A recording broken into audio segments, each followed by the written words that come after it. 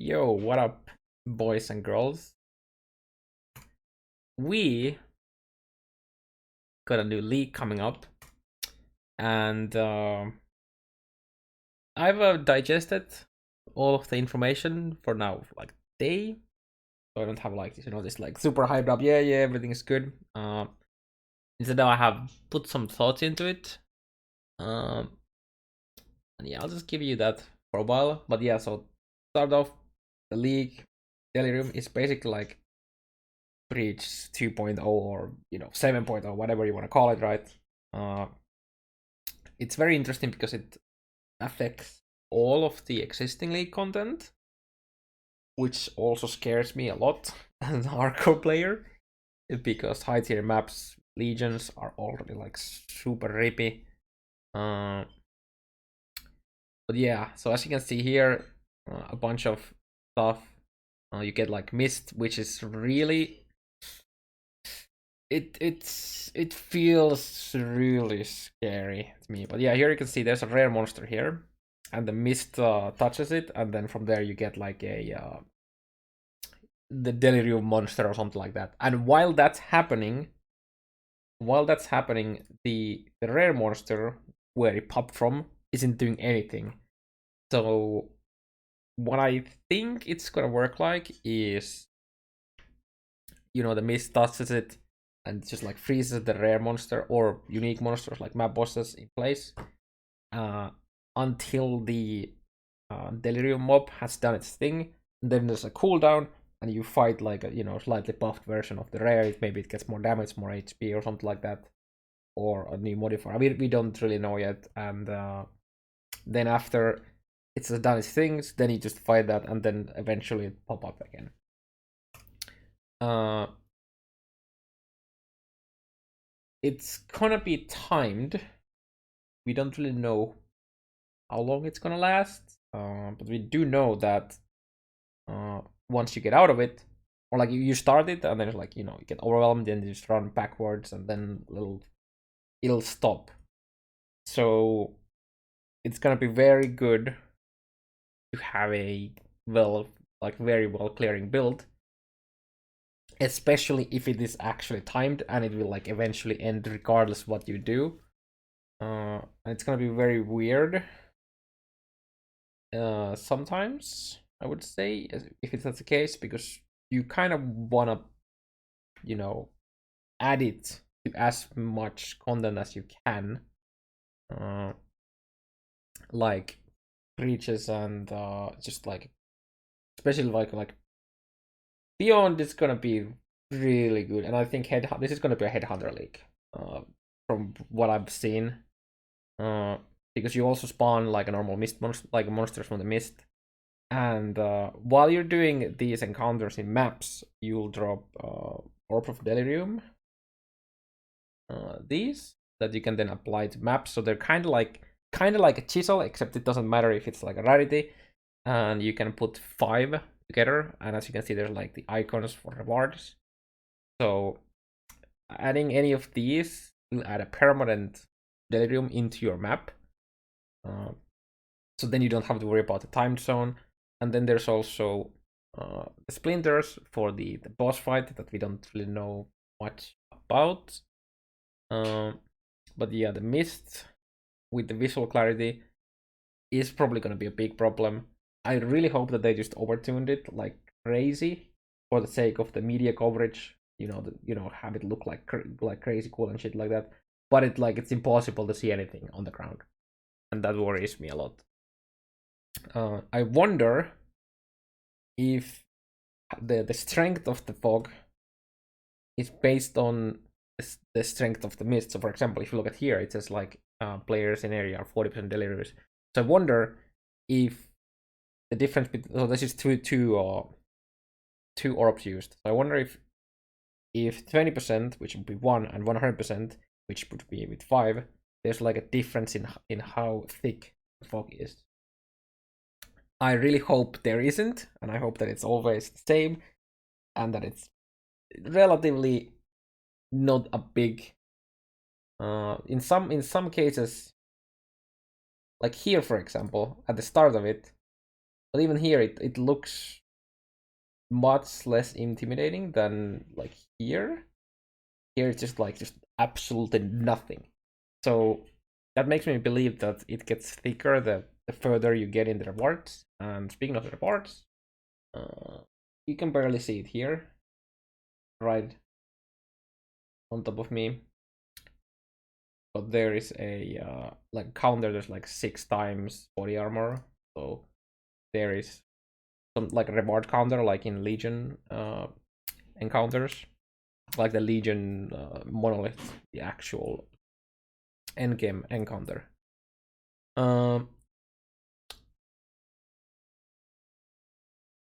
What else do I want to talk about this specifically? Oh yeah, the orbs.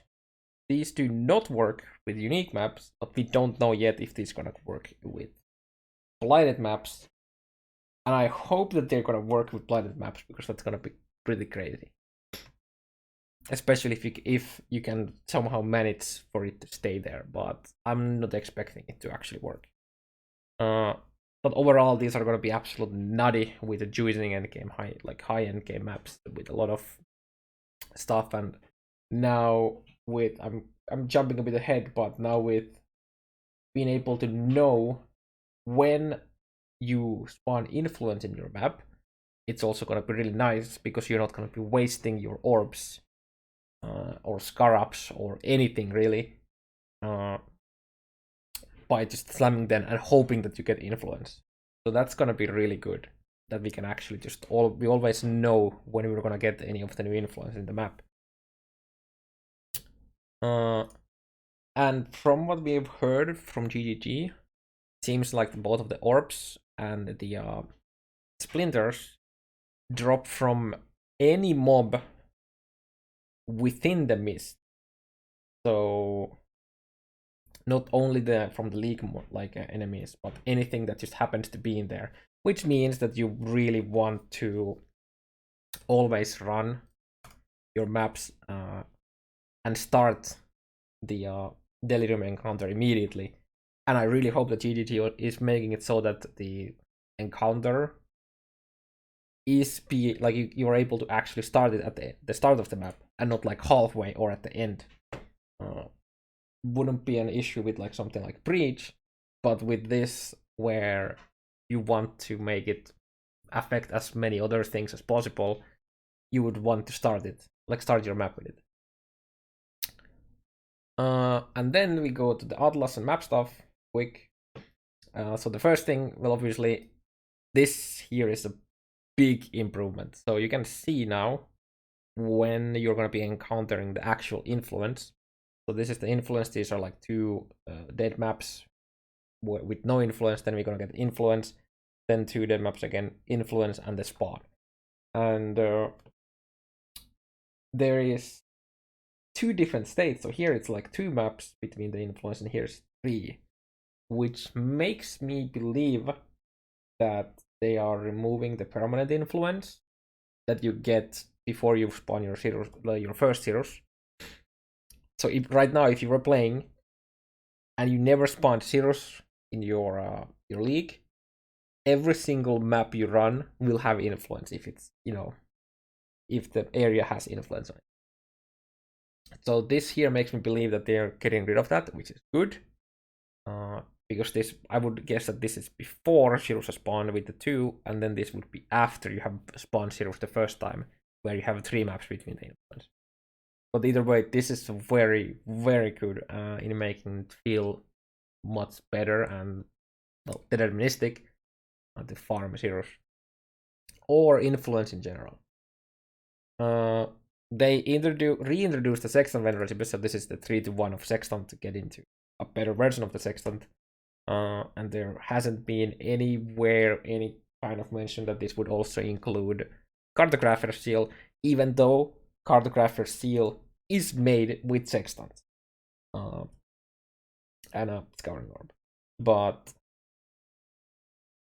yeah, I actually originally thought that this meant it, but after like looking all of the stuff, there's no mention of it, and that worries me a lot, especially because they are creating extra incentives to reach higher awakening levels.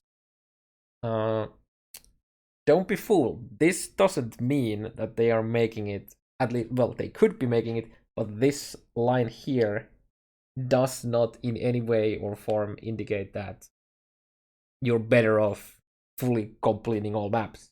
No, this just means that you want to get awakening level high, which was already absurdly good. And the only thing you need to do in order to get awakening level from a region is to have 4 watchstones in it. Not complete all maps. Which is actually a change that I would probably want them to make so that they would actually incentivize to fully completing the Atlas. But since it looks like we're not getting the seals, you can brick your Atlas in the upcoming league.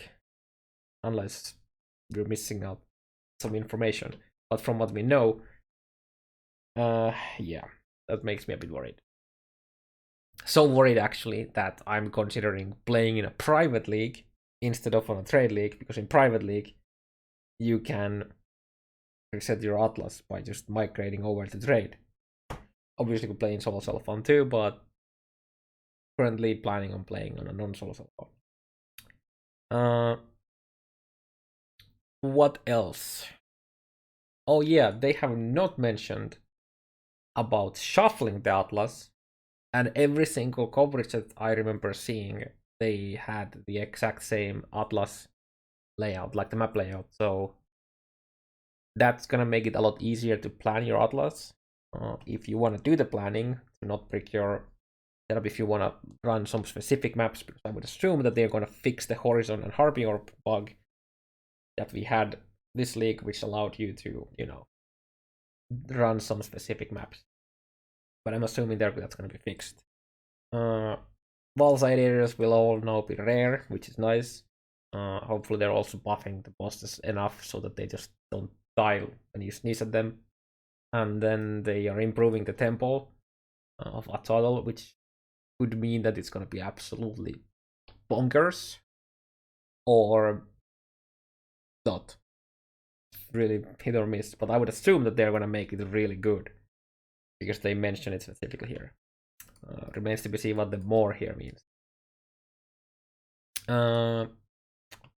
Yeah. Big, really good thing with the deterministic. I hope that this means that they're also removing the permanent influence from before Sirus spawned, because that also removes the big issue that I had and talked about earlier this league, where the Atlas has like changing rules, because first you have permanent, like every single map you run has influence, and then after Zero spawns, it's random, right? So that was very weird. So this would also change that, but that's good. Then we get to the the cluster jewels. This is like an absolute game changer, right? So all of the outer jewel sockets, so this one, this one, this one, the 6 in the outer, so not the ones in the middle or in the or on the middle not the cyan ones, not the between the other classes, only in the middle ones, on the outer ones, are gonna be working with these, and these are craftable, and they gonna have like 280 new notables. So that's just the notables. There's also gonna be minor nodes as well, and there's gonna be keystones, and then we also have like unique jewels. And so how it's gonna work is you have a jewel slot here where you can socket any of the 3 types. Just any, like there's 3 different sizes. So there's a small, medium, and large, and you can put any of them in here. But you are able to continue, like as you can see here, this is actually a unique. This is they're using the voices that has 3 jewel sockets, and then from there you can continue it. So you can actually do large And the large one, if you read it, has added passive skill, is a jewel socket. So then you can slam like the medium in there, or it could be a small as well, but you can slam the medium, and then into the medium you can also put small. So you can't like do an infinite tree out of it, but you can probably spend a lot of points in here.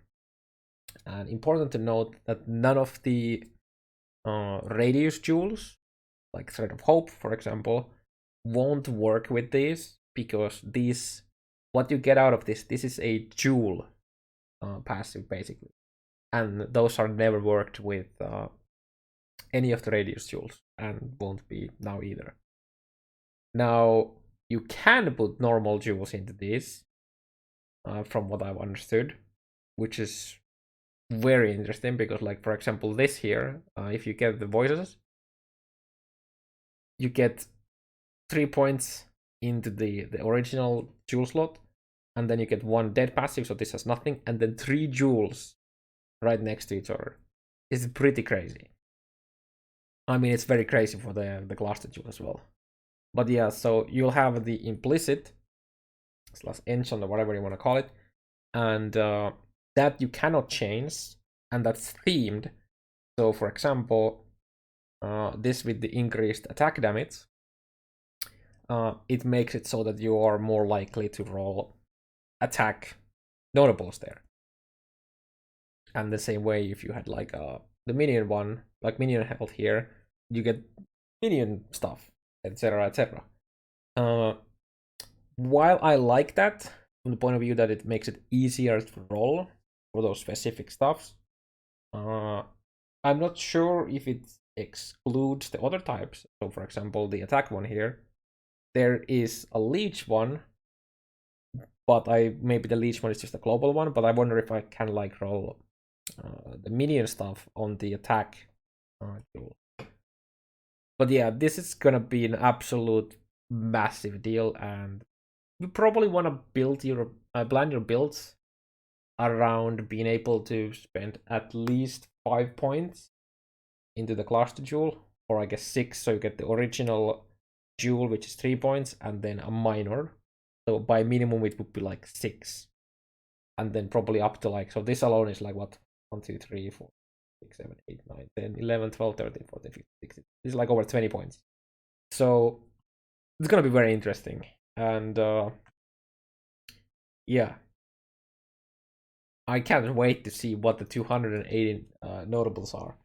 But alone from here, you can already see that we get something crazy, like minions created recently cannot be damaged. That's like absolutely nuts for like skelly builds and non boom boom SRS.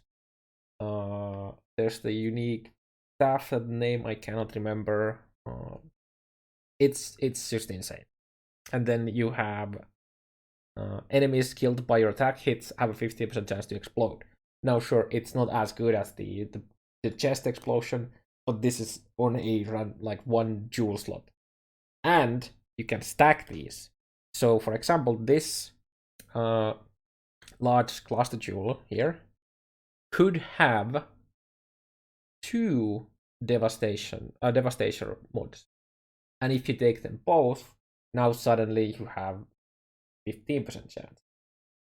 I assume the 10th of the max life as physical is still going to be the same, because it doesn't have a value that can be increased, right? It's just the 10th. If it said 10%, then I assume you could stack it for 20%. So I think it's important how they have written the node like that, so that cannot stack, but the 15% chance to explode can stack. Sadly, it's only for attack hits and not hits in general, or just, when you kill. But that's a very powerful node for like attack builds for getting some clear. Anything else from the jewels? I don't think so, no. Other than good luck with everyone working with like passive skill tree planners. Yeah. Some misc stuff, like we got new skills, which we don't have the skill gems in here. But basically we're getting a new skill called Blade Blast, which with how they reworked EK, Bladefall, and Blade Vortex to leave knives on the ground. You can explode them with the Blade Blast, which is very interesting. And with the rework to those 3 skills, leaving the blades on the ground, you can also summon animate weapons from them, which is pretty nutty. And I am excited to play animate weapon build. I'm not sure if it's going to be my starter, but I will absolutely probably play animate weapon build unless they absolutely destroy the build. But yeah, I'm excited about that change, and I have a feeling that a lot of people are going to be playing it too. Then we have a kinetic bolt, which is the first 1 skill for I don't know how many years. Sure, we got the power siphon reworked, and we got some new support gems like the Barret support that made I just said it, power siphon really strong single target skill. But basically we don't really know too much about it. It looks cool. I don't remember if it was shown here somewhere in the video, but it's basically a yeah, there you go. That's it. So it just like shoots a. Actually, I think it was meant. It's somewhere in the here. Pretty sure, yeah. So that's the blade blast. So it detonates blades that are now left behind from these skills. Yep. And then we have the kinetic bolt that just fires projectile from your wand that bounces back and forth, working with each wand. The interesting thing about this, the spell damage further improves the attack, and there's no mention of increases and reductions. So this could also mean that low life, pain attunement, did you go low life, or the more spell damage might actually work with it. So that's very interesting, especially with if you want to do like a hybrid cast on crit while also doing damage with your actual attack. Could be very interesting, and this would allow you to use like Indicon with it too. Remains to be seen if it's good enough single target to beat Power Siphon with Barrage, and it seems we'll have to see will it compete with like a KB for clear. And then lastly we have the Stormbind, which is basically the Baron skill. We don't really know the numbers, but this sounds very interesting. It can potentially be absolutely nuts for both single target and clear, depending on how it works. Like, how will AoE affect this? Oh, sorry about that. For example, if the AoE makes the square smaller, you can get more squares under boss, and then you boom them, and yeah, we don't know. And then we have one more unarmed skill, which I really hope is a 1 skill, because we really need more 1 skills. Then we have 3 unknown supports. I would assume at least one of them is something to do with wands. Not necessarily one specifically, but something that works with projectile attacks. We'll have to wait and see. Then we have a few DB cards, the Dying Sun. Now, while there's the guy who made this had a very touching story about it, his father. I'm very surprised to see that this actually went in after hearing Neon despise boss drop DB cards in ExileCon. And I really hope that this isn't like actually farmable and just like a random ass drop from like actually fighting Shaper or something like that, because then it would be fun. But the issue with that is that you'll still be getting these from stack decks and div boxes and the league mechanic, right? And then we have a fossil card, which could actually be really interesting, and I might actually just farm this if it's on a map that is easily farmed, if it drops from a map. And if I had to guess, it would be something like Geod, which is kind of like themed around it. Then we have few new uniques. There's probably more coming, of course. But we have the Perfida, which is a really interesting chess piece. Now, don't worry if you for some reason want to chance a Calm's Heart. I am expecting this to only be a boss drop from the league boss. It's very interesting with the allowing you a second banner and then just giving them buffs to the banners. And then we have potentially absolutely broken gloves. So Sap is a lightning damage ailment that gives you like makes the enemies deal up to 20% less damage based on the lightning damage dealt to them. The wording on this globe is a bit weird because it's the 25% chance to sap enemies in chilling areas.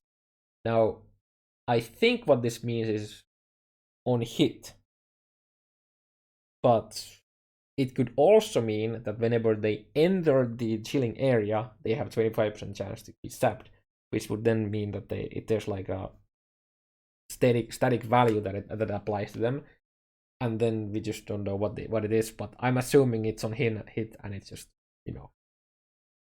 not worded properly here. But it's very easy to scale elemental ailment, so that's a very powerful damage mitigation. And it's a decent like hybrid gloves, like with quality. Like assuming the 70%, like 70 flat ES is the max roll, these are still over 100 ES gloves, some evasion, so it's like not too bad. And then here's like few of the unique, like we have a new unique jewel, which is pretty interesting. And if I remember correctly, it's not always going to be dexterity and mana. It could be something else as well. So gonna be interesting to see what other mods it might have. And I assume that they are corrupted so that you can't divine it, have a different roles. That's my guess, but we'll have to wait and see. And yeah, there's some interesting stuff coming up with the new jewels.